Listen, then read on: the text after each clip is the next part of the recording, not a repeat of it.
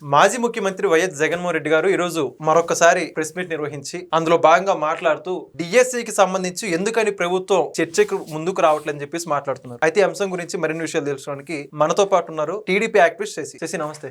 నమస్తే వెంకట్. జగన్మోహన్ రెడ్డి మాజీ ముఖ్యమంత్రి ఎందుకు అసెంబ్లీకి రాకుండా ప్రెస్ మీట్ నిర్వహించి అసలు డిఎస్సి అంశం గురించి నేను చర్చకు పిలుస్తున్న వాళ్ళు రావట్లేదు, ఇందులో భాగంగా చంద్రబాబు నాయుడు గారిని నారా లోకేష్ ని అబ్బా కొడుకులను సంబోధించడం, దీని గురించి ఏమంటాను? ఒకటి, జగన్మోహన్ రెడ్డి నువ్వు 3వ ఎమ్మెల్యే, ఒకసారి ఎంపీగా కూడా చేసావు, చర్చకు రా అంటున్నావు. ఎక్కడికి రావాలి? ప్లేస్ డైమండ్ డేట్ నువ్వు చెప్పు. లోకేష్ గారు కూడా అన్నారు ఛాలెంజ్ తాడేపల్లి దగ్గరే ఉన్నా, రా ఛాలెంజ్ కి ఇక్కడికి అన్నారు. నువ్వు మళ్ళీ రివర్స్ ఛాలెంజ్ చేస్తున్నావు. ఎక్కడికి రావాలి? ఇప్పుడు నువ్వు ఎమ్మెల్యేవి, లోకేష్ గారు ఒక మంత్రి, ఇద్దరు ఛాలెంజ్ చేసుకుంటే అసెంబ్లీలో డిస్కస్ చేస్తే రికార్డులో ఉంటుంది, బాధ్యతగా ఉంటుంది, ప్రజలు కూడా చూస్తారు. నువ్వేదో మీ వాళ్ళు అంటారు నువ్వు ఏదో తోపు తురుముకానని. నువ్వు నిజంగా అంత తోపు తురుముకాన్ అయితే అసెంబ్లీకి రావచ్చు కదా డిస్కషన్. ప్రతిపక్ష హోదా ఇవ్వట్లేదు అంటున్నారు కదా. ప్రతిపక్షం ఎందుకు? ప్రజాపక్షం.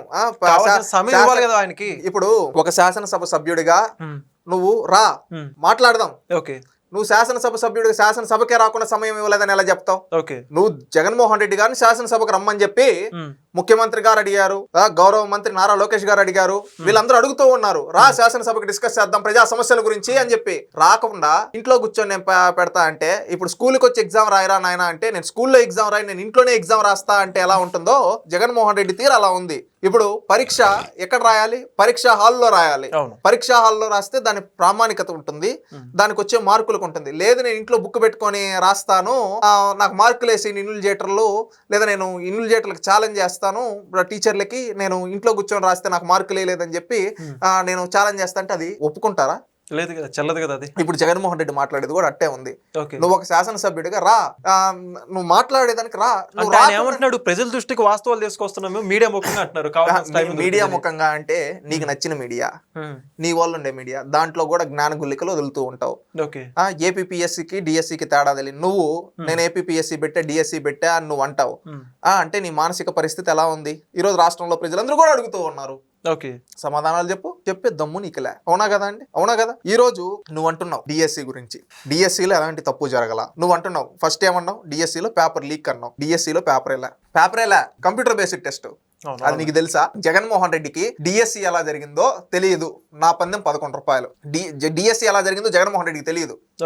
ఎందుకంటే ఈ రోజు ఏబిపిఎస్సి డిఎస్సి ఒకటే అన్నాడంటే ఆయన పరిస్థితి ఎలా ఉందో అర్థం చేసుకోండి. 5 ఏళ్ళు ముఖ్యమంత్రిగా చేసిన వ్యక్తికి ఆ మాత్రం తెలియదు అంటారా?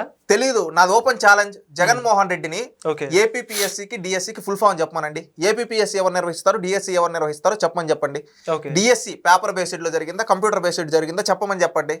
జగన్మోహన్ రెడ్డి చెప్పలేడని నా పందెం 11 రూపాయలు. నెక్స్ట్ వీక్ ప్రెస్ మీట్ కి వస్తున్నాడు కదా, నిజంగా జగన్మోహన్ రెడ్డి ఎందుకని మీకు అంత నమ్మకం? జగన్మోహన్ రెడ్డి గారు చెప్పలేరని మీకు చెప్పండి.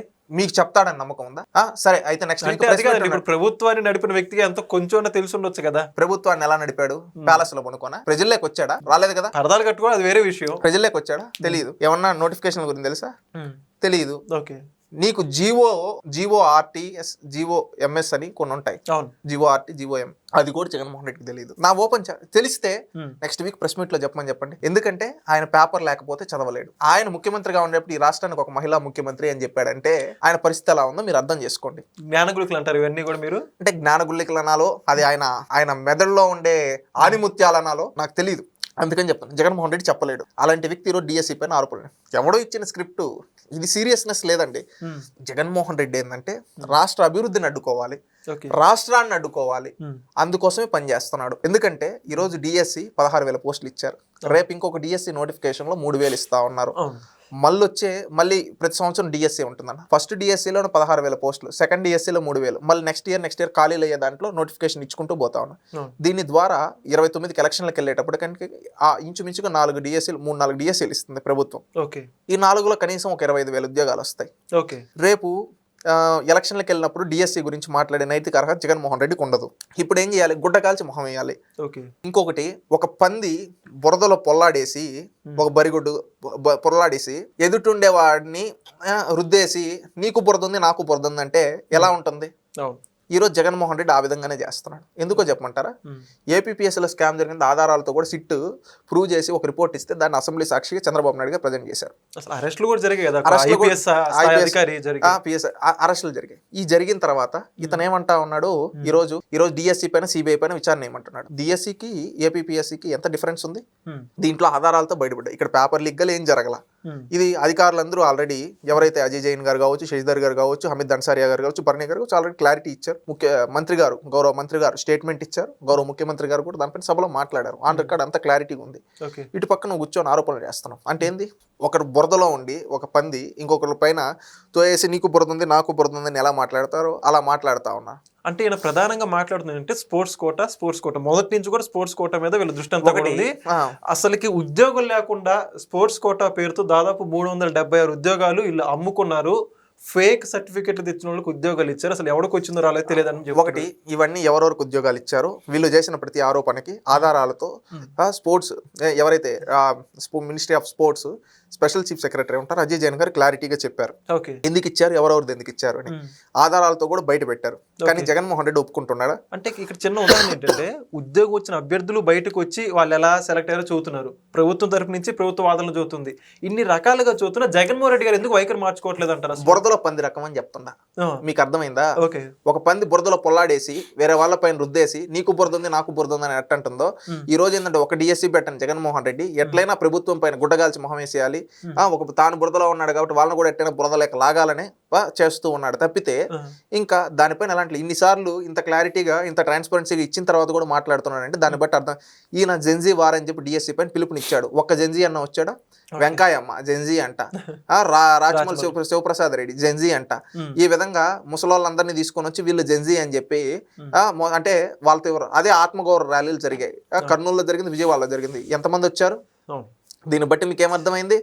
ప్రభుత్వం ఎంత ట్రాన్స్పరెన్సీగా ఉందో. ఉద్యోగాలు పొందిన వాళ్ళు జగన్మోహన్ రెడ్డి అభిమానులకే ఉద్యోగాలు వచ్చాయంటే ఇది ఎంత విధంగా వచ్చాయో మీరు ఒక్కసారి అర్థం చేసుకోండి. ఇది ఈ ప్రభుత్వం ఒకటి తెలుగుదేశం పార్టీ ఏనాడు కానీ 15 డిఎస్సీలు 11 డిఎస్సీలు ఇచ్చింది.